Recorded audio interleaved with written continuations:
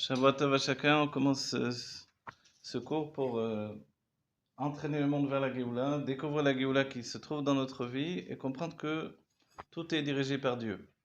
Tout est dirigé par Dieu dans les moindres détails, ça c'est très important.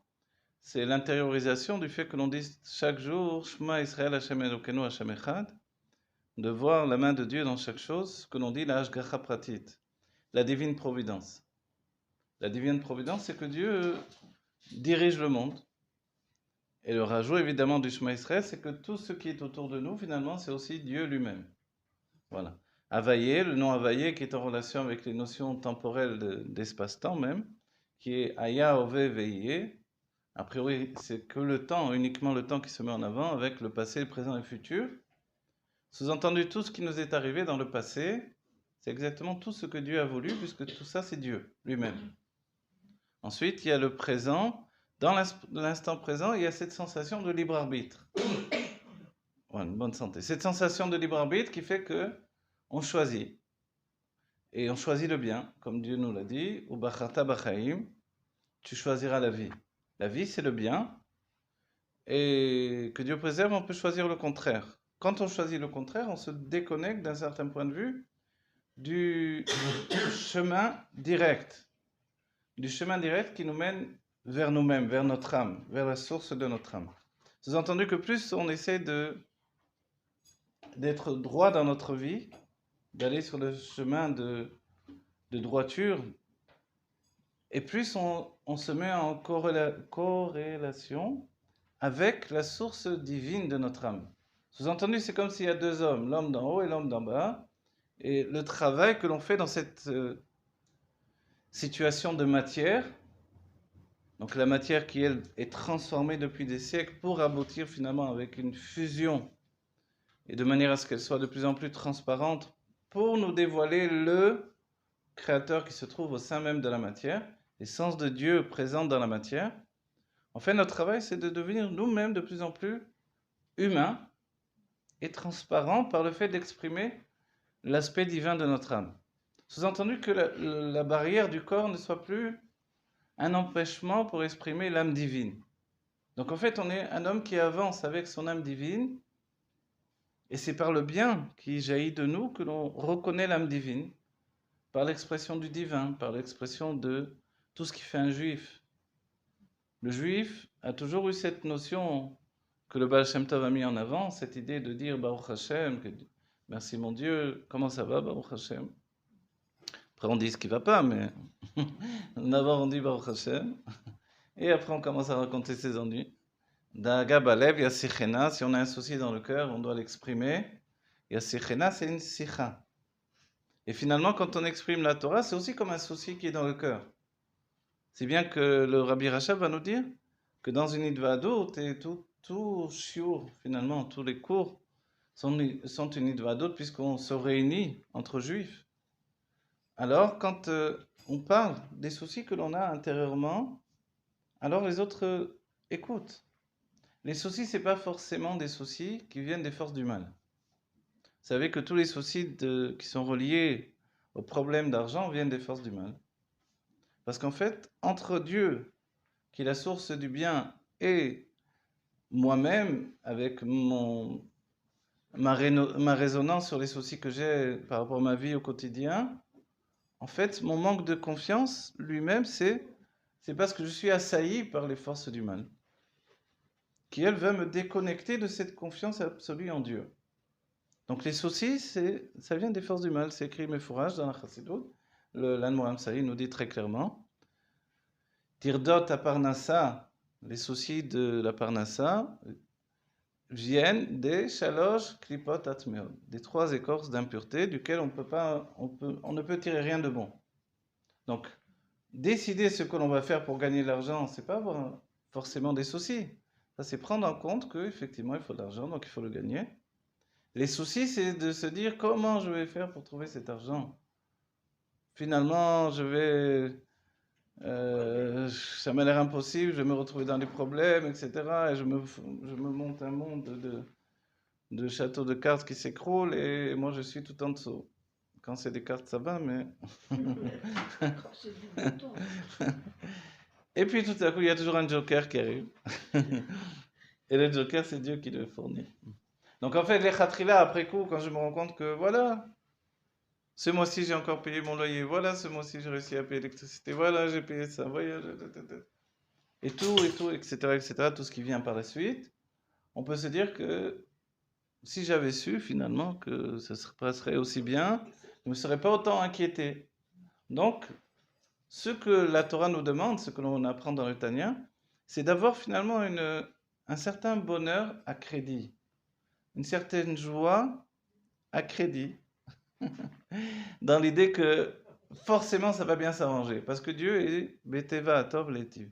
D'une nature bonne, il veut faire le bien. Mais quand je vois que des choses sont a priori mauvaises autour de moi, alors c'est là où on est encore plus désarçonné. Mais c'est là où on doit être encore plus fort, forcément.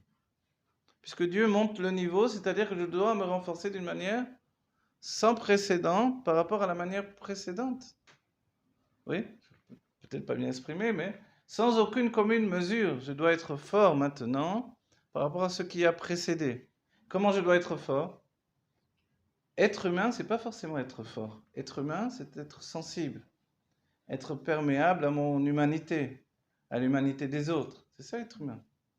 C'est-à-dire que cette sensibilité fait que je perçois la douleur des autres, que je suis capable d'exprimer ma propre douleur, mon amour, ma tendresse, tout ce que je suis, même ma colère le moment venu. Mais les sages ont dit que quand je suis en colère, je fais Avodah Zarah.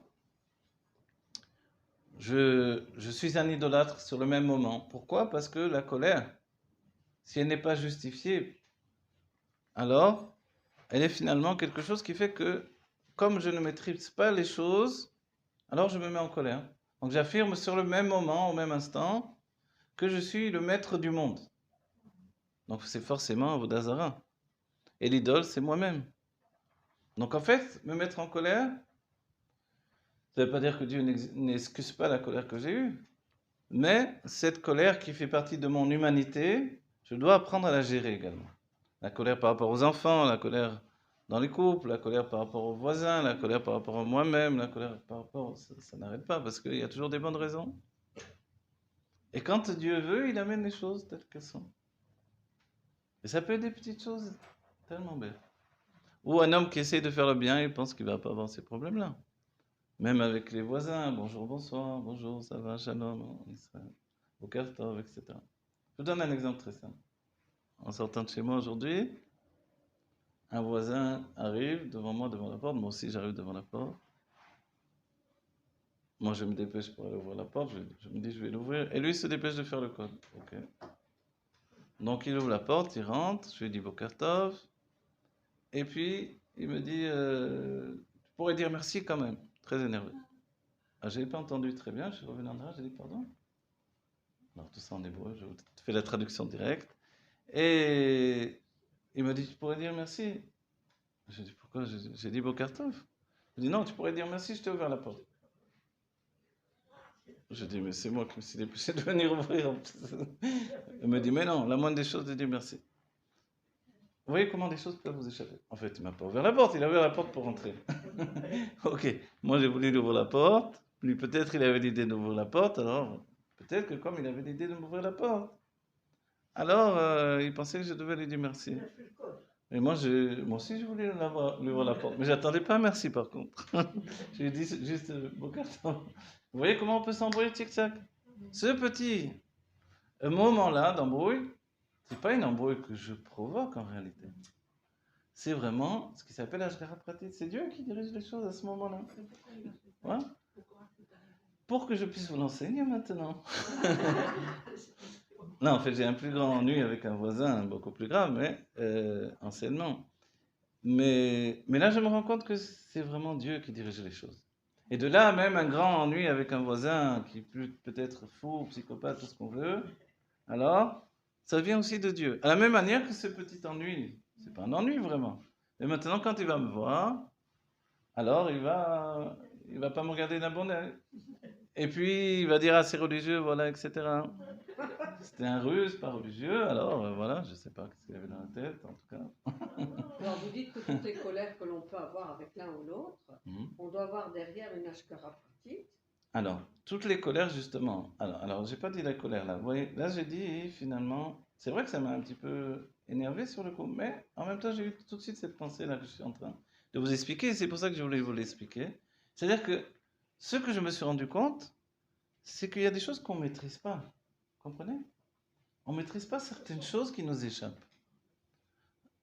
C'est-à-dire, vous ne pouvez pas vraiment, tant que vous n'avez pas l'esprit dans les choses tordues, on va dire, vous ne pouvez pas penser que l'autre va penser tordu. Donc vous n'êtes pas, attention, attention, éloigne-toi de la porte, il va rentrer, Non, mais c'est peut-être et nous, il va attendre que, c'est peut-être que nous tu lui qui dises merci. interprétons. Voilà. Mais Pardon? c'est peut-être nous qui interprétons tordu. Non, là, je n'interprète pas tordu, Non, parce pas que là, c'est, vraiment voilà, dans tordu. ce cas-là, c'est un Pas dans massé ce où la cas. personne, elle avance elle-même et dit qu'il, voilà. Donc, en fait, c'est juste un titre d'exemple, vous voyez. Alors, il peut y avoir des cas où on interprète tordu, etc. Mais là, ce que j'ai voulu vous démontrer, c'est que on dit souvent, et on l'exprime, on en a parlé même dans les cours précédents, que Dieu est Eva Tov Leitiv, on en a parlé encore. Dieu il est d'une nature bonne, donc il veut faire le bien.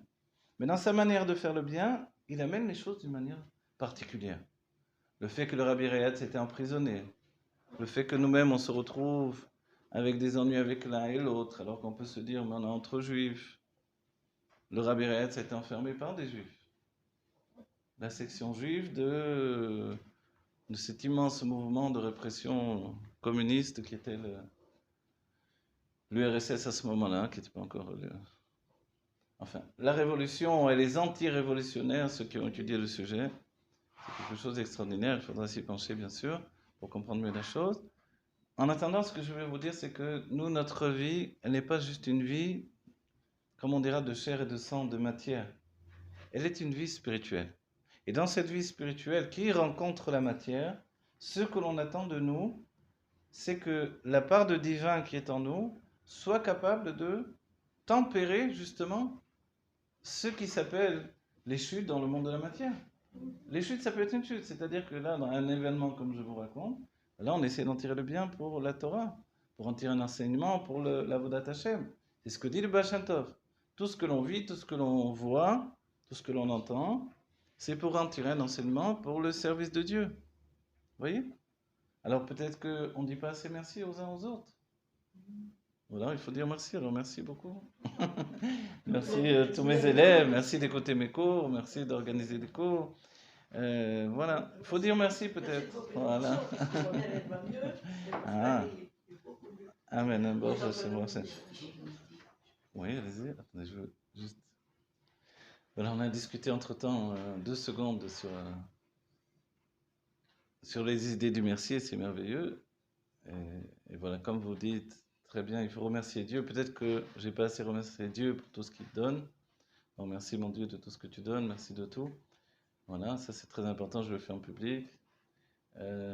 Donc chacun, c'est vrai que on doit dire merci pour si on est marié pour la femme que Dieu nous a donnée, si on a des enfants pour les enfants que Dieu nous a donnés, si on est en bonne santé pour la bonne santé que Dieu nous a donnée. Dire merci, c'est vrai que c'est la particularité du peuple juif. C'est pour ça que l'on prie. C'est pour ça que, comme vous l'avez dit, le nom de Yehuda par rapport à Oda, la Oda, c'est de reconnaître les choses. Dans la Gemara, on rapporte le fait que quand on est modé, on donne un exemple, Odo, les sages ont été Odo les Rabbi Meir. Chamim Odo les Rabbi Meir. Les sages ont reconnu que Rabbi Meir avait raison, sans pour autant faire la halakha comme Rabbi Meir. Mais reconnaître que l'autre a raison, c'est aussi remercier. Vous voyez? C'est-à-dire que ce que tu dis, c'est intéressant, c'est bien, c'est très bien, je reconnais que tu as raison. Ça n'empêche pas qu'il y a d'autres raisons, mais cette raison-là, elle est intéressante. À un tel point, ça n'empêche pas qu'il y ait d'autres raisons que les sages ont fait la halakha différemment que Rabbi Meir. Mais ils ont été capables de reconnaître qu'il avait raison dans sa définition. On dit que Rabbi Meir était capable de les ta'er et tacheret, de purifier ce qui rend impur. C'est-à-dire que ceux qui, au contact de l'eau, une mouche, un vermisseau, un mille-pattes, qui vient sur un fruit, vous touchez ce fruit mouillé, et à ce moment-là, vous êtes impur de Tumat Sheretz. Évidemment, c'était à l'époque où il y avait le Beth Amikdash, où on pouvait se purifier, etc. Jusqu'au niveau le plus extrême de l'impureté de la mort. Et là, c'est notre paracha. La paracha elle-même, c'est justement que par le fait de la para-adouma, voilà, on a parlé de léodote, on a parlé de dire merci, on a parlé de cette notion de léodote, c'est important. Et on rajoute aussi le fait que léodote, c'est pas juste dire merci. C'est pour ça que les sages introduisent la conscience de Rabbi Meir. Quand nous faisons modé ani, ou plus encore, quand nous faisons modim, oui, modim anachnoula, il y a une explication chassidique qui nous dit que ce modim anachnoula, c'est-à-dire nous, là aussi, on peut dire nous remercions, mais c'est encore plus dans l'idée de moudaout. Alors je ne sais pas trop comment on traduit en français. Une prise de conscience. Voilà, une prise de conscience. C'est ça le sens de modim, plus encore que le fait de dire merci à Dieu. Modim anachnoula, etc., que tu es l'Éternel notre Dieu, etc., et tout ce qui suit. Mais en fait, cette oda, ici, cette prise de conscience, c'est un discernement tout à coup que nous avons au milieu de la tefila, qui vient du fait que vous vous rappelez, on plie les jambes à ce moment-là et on descend la tête. Donc c'est un moment où finalement il se passe une rencontre entre Elionim et Tartonim, entre ce qui est en haut et ce qui est en bas. Et l'explication chassidique, c'est justement de reconnaître que ce qui est en bas que je vis, c'est exactement ce qui est en haut. Vous vous rappelez ce qu'a dit le Baal Shem Tov? Quand on fait une mitzvah, souvent il est dit Asher kideshanu bemitzvotav, qui nous a sanctifiés par tes mitzvot au pluriel, par tes commandements au pluriel. Mais quand je fais une mitzvah, c'est une unique mitzvah. Et le Baal Shem Tov nous dit mais parce que là-haut il y a la mitzvah. Et ici-bas tu fais la mitzvah. Et quand tu l'exécutes, tu fais une fusion entre les deux par le fait que tu es soumis à Dieu dans l'accomplissement de cette mitzvah. C'est pour ça qu'il y a plusieurs niveaux de soumission. Il y a la soumission de prendre sur soi le joug, avec le guimel, on m'a dit qu'il ne faut pas le prononcer, donc le joug de la volonté divine. Et il y a la soumission particulière de la mitzvah elle-même. Vous voyez? Cette mitzvah a une soumission particulière qui est le tam également, la raison même de cette mitzvah. Vous voyez? Et en fait, cette fusion de deux identités de la mitzvah, telle que je suis là-haut et telle que je suis en bas, ça c'est exactement comme l'idée du modim. Le modim, il dit que à Dieu, en fait, c'est vrai que toute la journée il m'arrive des choses et que la vie elle est particulière, curieuse, étonnante, mais je reconnais que tout ce que je vis en bas, c'est une répercussion de ce que je vis en haut. Vous voyez? C'est vrai que là-haut c'est sous une manière divine, que je ne suis peut-être pas capable d'interpréter quand il m'arrive les choses ici-bas, mais au moins je reconnais à la manière dont les sages ont donné l'image de Odul et Rabbi Meir. Je dis, Rabbi Meir, tu es formidable, on ne comprend pas tout ce que tu dis, tu es tellement élevé, tu es tellement capable de tout amener dans un aspect positif et d'un développement intellectuel tellement brillant, de là son nom Meir qui fait briller les yeux des sages, que finalement on peut que reconnaître que tu as raison. Oui? Et pourtant, on ne comprend pas vraiment tout ce que tu nous enseignes. De la même manière, Shammai et Hillel, quand un jour est venu, on peut dire ça à la suite de la paracha précédente, paracha de Korah, la paracha de la Machloket, vous savez ce qui est intéressant dans le mamar du Rabbi qu'on a juste effleuré la dernière fois en commençant la première hôte, c'est que le Rabbi nous dit que le fait qu'il y ait une Machloket, c'est Dieu qui organise la Machloket. De la même manière qu'il a organisé la Machloket de la Rakia. C'est-à-dire que dans les eaux qui se confondaient dans les mondes divins jusqu'au ciel et dans le cosmos, Dieu a installé l'esprit même de la Machloket, donc la controverse, par le fait de séparer les eaux d'en haut et les eaux d'en bas. Donc c'est Dieu qui a installé ça, personne ne peut dire mince c'est ma faute, c'est à cause de moi que Dieu a séparé les eaux d'en haut des eaux d'en bas. Non, pas du tout. Qu'est-ce que j'ai fait au bon Dieu pour qu'il m'arrive ça? Non, en fait, en réalité même, l'exemple que je vous ai donné tout à l'heure, un voisin qui vous dit pourquoi tu n'as pas dit merci, je t'ai ouvert la porte. Ok? Qu'est-ce que je suis là? Je lui ai demandé, je lui ai dit bonjour, c'est agréable. Il rentre, il ouvre sa porte, donc il n'a pas, je ne vais pas lui dire merci, il ouvre sa porte pour entrer, pas pour moi. Donc en fait, on voit que c'est Dieu qui organise ça, pour nous dire que la machloket t'appartient pas. Mais par contre, c'est ce que dit le rabbi de merveilleux, il nous dit l'arzik ba machloket, ça c'est un issour de la Torah. Alors je vous traduis, de vouloir rester dans la machloket, ça c'est exactement l'interdit de la Torah. L'interdit de la Torah, c'est pas qu'il y ait une machloket. C'est-à-dire que je ne suis pas d'accord avec vous, mais le fait que je veuille rester en désaccord avec vous, ça c'est l'interdit de la Torah. Et c'est pour ça que quand il y a deux éléments qui sont deux éléments opposés comme Chesed et Gvura, je vais résumer un peu en fait le maman du rabbi, le maman qu'on a fait précédemment sur Parashat Korah qu'on a entamé. Quand il y a deux éléments opposés comme Chesed et Gvura, la rigueur et la générosité, c'est comme Lévi et Cohen. La parashat précédente, on a vu la marloquette au sein des Lévi'im, et là tout à coup, on voit l'action des Kohanim pour purifier le peuple juif. Mais c'est aussi basé sur les mêmes éléments, les éléments de rigueur, de générosité, qui sont des forces qui jaillissent dans notre vie. Et si vous étudiez le Zohar, vous verrez qu'en réalité, tout est géré par là. Tout est géré par ces forces-là. Si bien que même le pirouge du Soulam, il va complètement dans cette idée-là.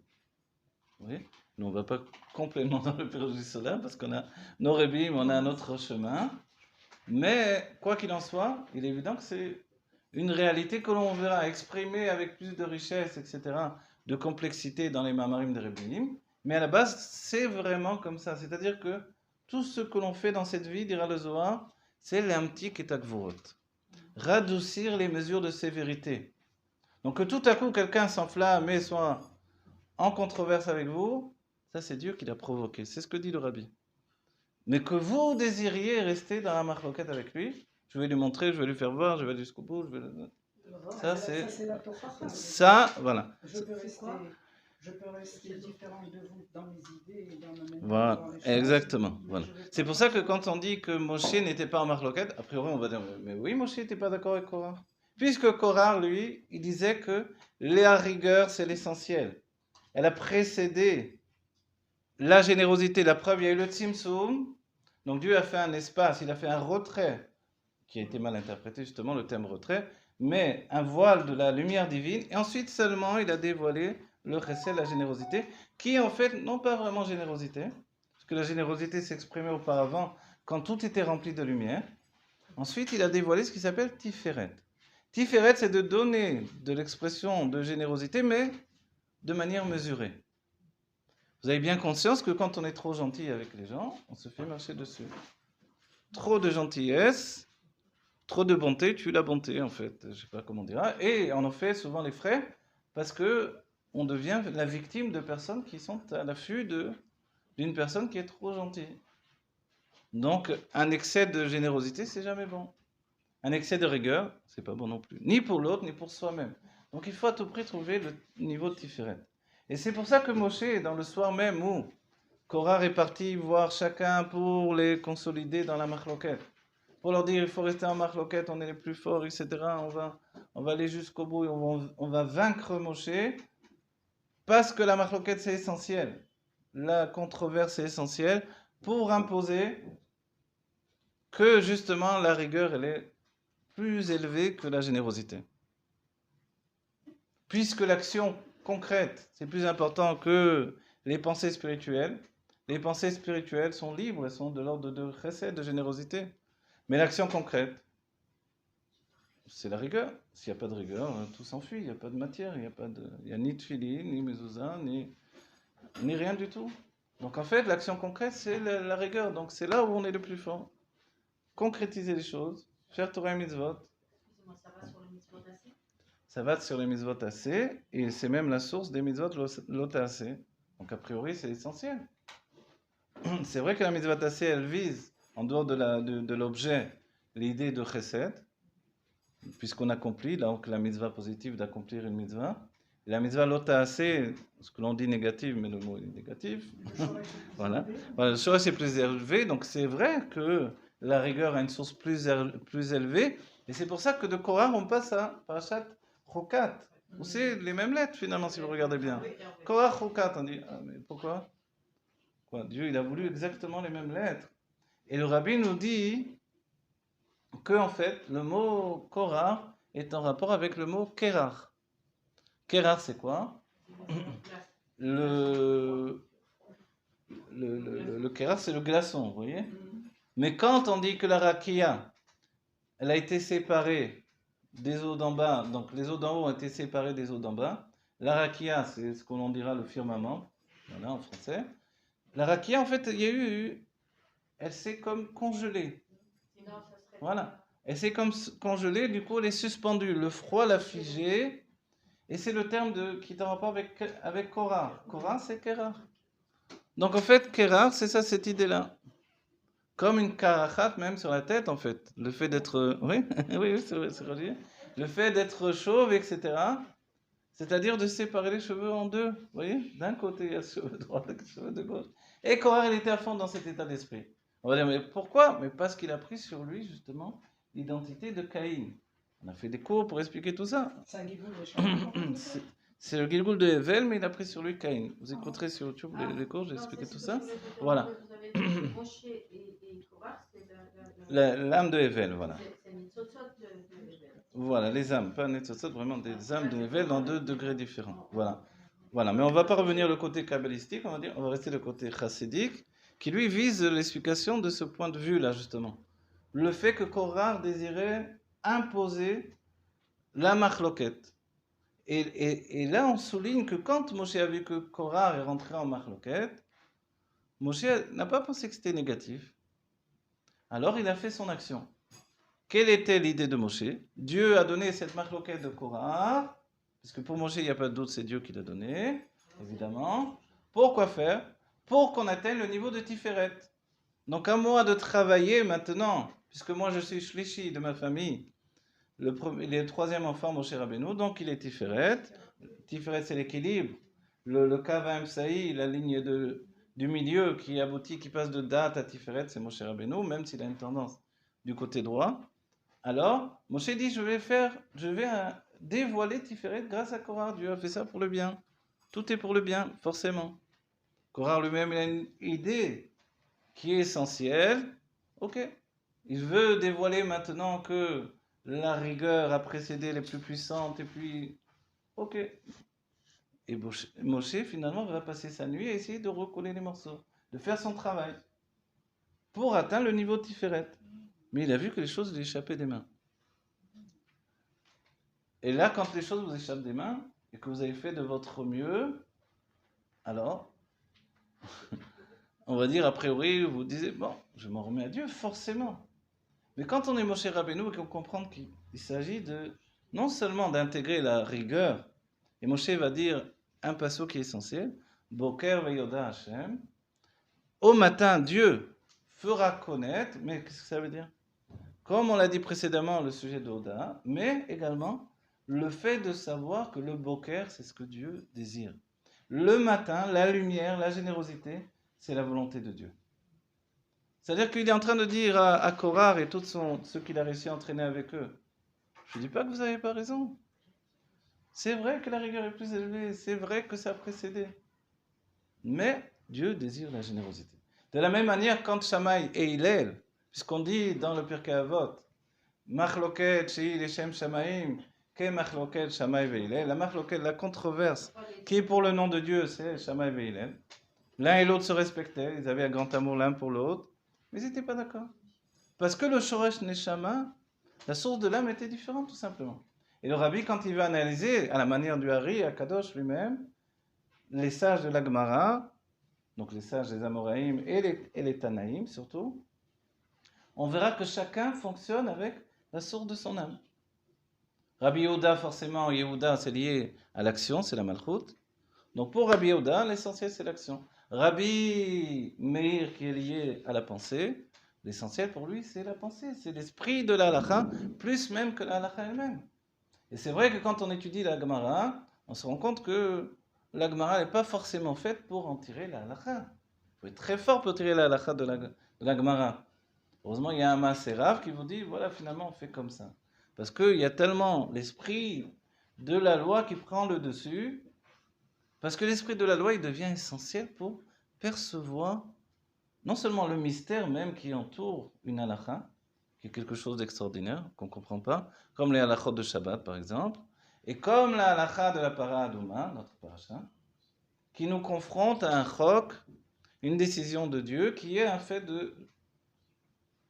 Je ne sais pas, qu'est-ce que c'est cette histoire? Pourquoi on a le pouvoir d'enlever l'impureté de la mort avec une para Aduma, une vache rousse qu'on va brûler, qui va être brûlée par un Kohen à l'extérieur du Beth Amikdash, sur le mont des Oliviers en face du Beth Amikdash. Quel est le rapport? Quel est le rapport? Et tous les éléments s'accumulent pour nous fournir des bases de recherche, de compréhension.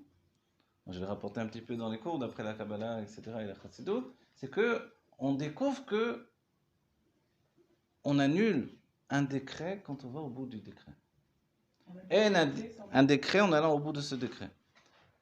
Et j'ai utilisé le terme décret, mais en fait, on annule un élément en allant au bout de cet élément.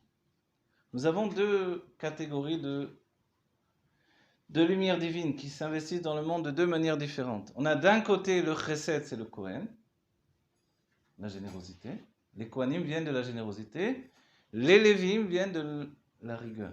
Et pourtant, c'était la même Shevet. Et tout à coup, il y a eu comme scission dans la Shevet elle-même.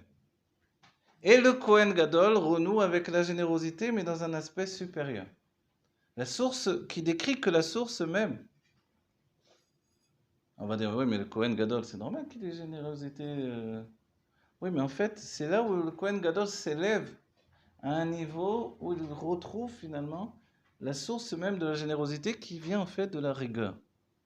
Et c'est assez particulier parce qu'on va dire, bon, ben, on ne comprend rien parce que tout est forcément inversé.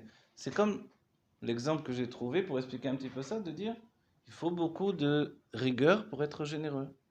Quelqu'un qui n'est pas capable d'avoir de la rigueur avec lui-même, il ne peut pas être vraiment généreux. Aujourd'hui, on a une génération où c'est beaucoup plus difficile par rapport aux générations passées, parce que même quand on est rigoureux, on doit le faire avec beaucoup de générosité. Par exemple, dans l'éducation des enfants. Précédemment, on dit que celui qui est sonné Beno, celui qui a de la haine pour son fils, il retient son air de bœuf, comme on dit. Il retient sa main, il ne le frappe pas. Mais aujourd'hui, on est confronté à cette situation de non. Il faut que je sois capable de dévoiler mon amour à mon enfant sans le frapper pour autant. Donc c'est complexe. Comment je peux avoir de la rigueur avec beaucoup de générosité? Donc on découvre que si on ne se tient pas aujourd'hui dans Tiferet, la structure du milieu, on est toujours perdant. On est perdant dans l'éducation, on est perdant dans le couple, on est perdant dans le Shlom Bayit, dans la Havat Israël. Dans tous les sujets, on est toujours perdant. Donc il faut vraiment tenir cette ligne du milieu. Vous voyez? On va dire alors, le Kohen et la para Aduma, c'était quoi l'histoire? En fait, la para Aduma, on se rend compte que d'entre les animaux, la vache, pour dire en français, c'est bizarre quand on dit en français finalement. Alors, la vache, elle est liée à la rigueur, du côté de la rigueur. Parce qu'il y a des animaux du côté du chesed, des animaux du côté de la gvura. Donc la vache, elle est côté... Alors, je fais à l'inverse. Voilà. Non, elle est gvura. Elle est gvura. Et on va dire le bœuf, c'est la gvura. De manière générale, le bœuf, c'est la gvura. D'accord? Mais la vache elle-même, parce qu'une vache, moi je me rappelle, une fois j'étais dans un champ en train de peindre un paysage. Et j'avais eu le malheur de voir. Et il y avait des vaches. Alors, c'était très joli, les vaches, etc. À côté d'une rivière, ok, en Corse, dans ma jeunesse. Mais j'avais eu la mauvaise idée d'avoir un chiffon rouge. Parce que quand on peint, on a toujours un chiffon. J'avais trouvé un chiffon rouge. Je sais pas, j'avais dû le prendre au restaurant. Et il y avait une vache qui commençait à se chauffer. C'était une vache pourtant, c'était pas un taureau. Et elle m'a chargé finalement. Je me suis enfui avec mon matériel de peinture. Voilà, c'est la petite parenthèse rigolote. Mais pour vous dire que la vache aussi, elle est gvura. Une vache, c'est énorme, une vache. C'est pas un petit animal, c'est un énorme animal. Donc, une tête de vache, c'est vraiment une grosse tête. Ok, on a dit ça, du niveau de la rigueur. C'est-à-dire que le bœuf lui-même est du niveau de la rigueur, et la vache, comme elle est du côté féminin, le féminin est du côté gauche, c'est 2 fois la rigueur. Il est plus élevé encore. Voilà. Donc la vache est plus encore dans la rigueur que le taureau. Seulement le taureau l'exprime plus facilement. Parce que, de la même manière, on dit qui est dans la rigueur, l'homme ou la femme? On dit en réalité, c'est la femme qui a la nature de rigueur, et l'homme la nature de générosité. On va dire alors, mais c'est pas ce qu'on voit dans le monde, les hommes, c'est eux qui font la guerre. Oui, c'est vrai, mais les Amazones sont peut-être plus fortes que les Spartiates, pour ramener des trucs de Grèce. Alors, on va dire alors pourquoi ils n'ont pas conquéri le monde? Parce que justement, la rigueur, elle ne veut pas forcément se répandre. C'est-à-dire que la rigueur, elle veut posséder, mais elle ne se répand pas comme la générosité. Vous voyez? C'est ça le secret. Quand nous, on a affaire à Esav, voilà, ou à Ishmaël, Ishmaël, c'est Chesed. Donc Ishmaël, en vérité, il est beaucoup moins dans la rigueur que Esav. Mais Ishmaël, comme il est dans la générosité de Klippa, il se répand. Yad bakol ve yad kolbo. Il a la main sur tout et la main de tous sont sur lui. Il se répand dans le monde entier. Il n'y a plus d'endroit où il ne se trouve pas. De partout, il y a Ishmaël, il est en train de dévorer le monde comme une plante comme ça, vous voyez? Une plante qui se répand, qui se répand, qui se répand, et elle étouffe tout ce qui est autour. Il est en train de tout aspirer. Dans la névoie, on voit tous les niveaux, mais dans la névoie, il n'y a pas réellement défini que le dernier exil, il est l'exil de Ishmaël. C'est dans le Zohar qu'on retrouve ça.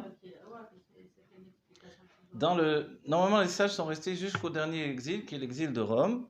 Mais dans le Zohar, il y a un passage du Zohar, il est rapporté que le dernier exil, au sein même de l'exil de Rome, c'est pas distinct, c'est en même temps, c'est l'exil de Ishmaël. Et les Rébim le rapportent plus d'une fois dans les Mamarim. Voilà. Et l'exil de Ishmaël, c'est justement la guerre du chesed, la guerre de la générosité. C'est-à-dire que nous, on entend générosité, quelqu'un est gentil, oh c'est merveilleux. J'ai un voisin, il est très gentil. Ah bon? Méfie-toi de lui. Voilà. Comment? Je te dis qu'il est très gentil. Voilà, viens écouter ce cours et je te dis, méfie-toi de lui. Oh, il est trop gentil, il y a quelque chose qui va pas. Jusqu'où il veut être gentil? Voilà. Donc ça ne s'arrête pas. Et vous voyez, et pourtant, on va dire alors quoi? C'est quoi le sujet? C'est très curieux tout ça. C'est-à-dire que si on n'atteint pas le niveau de Tiferet, on devient vite, entre guillemets, une clipa en fait. Quelque chose de négatif. De négatif pour moi et pour les autres. Vous voyez? Ça vous dérange? Non, pas du tout. Pas du tout. Allez-y, je vous en prie. Voilà, je vais essayer d'augmenter le volume. Le son? Le son? Alors, là, ici, je vais rapprocher encore plus. Voilà, au maximum. Ça dépend des fois des cours où je place le micro. Ok, on va essayer de parler encore plus fort. Voilà, vous avez ramené un petit éclaircissement. Voilà, je mets en pause à chaque fois, comme ça le cours il continue, parce qu'on n'entend pas toujours. C'est assez intéressant et c'est une question en soi. Et la question est évidemment sur la nature même des Lévim par rapport aux Kohanim. Quand on voit les Lévim et les Kohanim, du moment où il y a une distinction entre Lévim et Kohanim, parce qu'on se rappelle que c'est la Shevet Lévi au départ. Il n'y a pas une Shevet Kohen. Donc il a été défini que, et ça a été défini, on n'est pas encore dans les parachutes où c'est défini en fait, cette distinction de manière absolue. C'est-à-dire qu'il faudra attendre Parashat Pintras pour que Dieu annonce que tous les descendants de Aaron à Cohen sont des Kohanim. Pour l'instant, on est au sein de la Shevet, donc dans nos parachutes, vous voyez, quand on arrive à Parashat Chukat, alors on se demande pourquoi finalement il y a une distinction. On voit que la Torah déjà, Moshe a écrit la Torah après les 40 ans dans le désert, ce qui inclut déjà évidemment le Maasé de Pintras, la Parashat de Pintras pour nous. Donc en fait, à partir de Pintras, tous ceux qui naîtront, tous les enfants de Aaron, et Dieu inclut également Pintras, alors seront au sein même de la tribu de Lévi, seront dans une distinction de Cohen. Donc si c'est au sein même de la tribu de Lévi, on peut penser que ce chesed-là du Cohen, c'est un chesed qui vient de la gvura, de la rigueur. C'est-à-dire sa générosité vient en fait de la rigueur. Seulement, elle a été comme détournée de sa source. Et c'est justement là, dans notre paracha, que l'on découvre que le Cohen qui va prendre une vache rousse Donc, rousse, c'est un troisième niveau de rigueur. On a dit le bœuf, c'est l'animal dans sa généralité, c'est déjà dans la rigueur. Ensuite, c'est l'aspect féminin, la vache, 2 fois de rigueur. Elle est rousse 3 fois la rigueur, elle ne doit même pas avoir un petit empêchement d'être rouge juste au bout. Et puis, on va la brûler. Donc forcément, le feu qui vient rajouter à cette rigueur, dans un maximum de rigueur, qu'est-ce qu'on va atteindre? En adin nimta kela beshorcho. Une rigueur, une mesure de rigueur ne s'annule que dans sa source. Il n'y a pas plus grande rigueur que la rigueur de la mort elle-même, qui est le fait du principe même de la machloket que Korah voulait instaurer, le fait de séparer l'âme du corps. C'est tellement terrible, cette séparation, parce que Dieu a occasionné un mariage qui doit durer pour l'éternité. Il n'y a rien qui fasse plus mal que la séparation de la mort. Alors, Dieu établit même que la mort, non seulement, et c'est dans notre paracha, Adam qui amoud ba'oel, un homme qui va mourir dans une tente, et qu'est-ce qui va se passer dès ce moment-là? Alors la tente est remplie d'impuretés. Les sages l'ont tiré vers le sujet de la Torah. Il y avait une fois le Chafetz Chaim, il était en train d'étudier et quelqu'un vient le demander. Et il ne voulait pas s'interrompre dans son étude, il a dit à sa femme, dis-lui que je suis mort. Quoi, je veux dire ça? Oui, dis-lui que je suis mort. Bon. Ok. Elle va à la porte, elle lui dit, désolé, mais mon mari est mort. Quoi? Quoi? Catastrophe, etc. La personne s'attendait, mais je suis désolé, etc. Ouais, il s'en va. Et arrive le moment de la prière, il voit le Chafetz Chaim à la Beit Knesset. Et il va le voir, il dit, mais c'est pas possible, votre femme m'a dit que vous étiez mort. Elle dit, bien sûr, j'étais mort, j'étais en train d'étudier la Torah. Adam qui amoud ba'oel. Donc un homme qui meurt sous l'attente, vous voyez, dans l'attente. Dans l'attente de la Torah, quand on étudie la Torah, on est mort. Et c'est comme ça qu'on peut renverser l'idée de la mort, qui est la séparation du corps et de l'âme, par une mort spirituelle, une mort pour les plaisirs du monde, une mort pour tout ce que j'aurais pu avoir comme attrait du monde au moment où j'étudie la Torah. Donc en fait, c'est vrai, mais en même temps, sachez que celui qui n'est pas capable à un moment de sa vie, ne serait-ce qu'une année, ne serait-ce que, je ne sais pas combien de temps, chacun selon ses possibilités, 5 ans, 10 ans, 20 ans, toute sa vie, de mourir sous l'attente, c'est-à-dire de dire maintenant c'est terminé, j'étudie. Et le Rabbi a dit aux shlochim qui sont occupés forcément à l'œuvre, qui sont des hommes d'affaires de la Torah pour les mitzvot, qui ramassent de l'argent, qui s'occupent des juifs jour et nuit réellement. Alors le Rabbi leur a dit, Dieu par l'intermédiaire du Rabbi, leur a dit que si vous ne prenez pas au moins une demi-heure pour étudier la Torah, alors vous n'êtes plus Mechassidim, c'est terminé. C'est-à-dire que le monde de la matière peut nous happer, nous sortir finalement, et nous donner d'avoir toujours quelque chose à faire, c'est très important, il faut le sauver, il faut l'aider, Et du coup, finalement, le lien étroit qui peut unir un chassid, par exemple, avec son rabbi, c'est plus que par exemple, c'est le fait qu'il étudie sa Torah. S'il étudie sa Torah, il est dans l'état d'esprit du rabbi. Mais dès qu'il a arrêté d'étudier sa Torah, à un moment, il n'est plus le chalaire du rabbi, il est le chalaire de lui-même. Il est donc l'émissaire de lui-même. Et un émissaire qui est émissaire de personne, il n'est plus un émissaire forcément. Vous voyez? Et là, on rentre dans le monde du Tohu.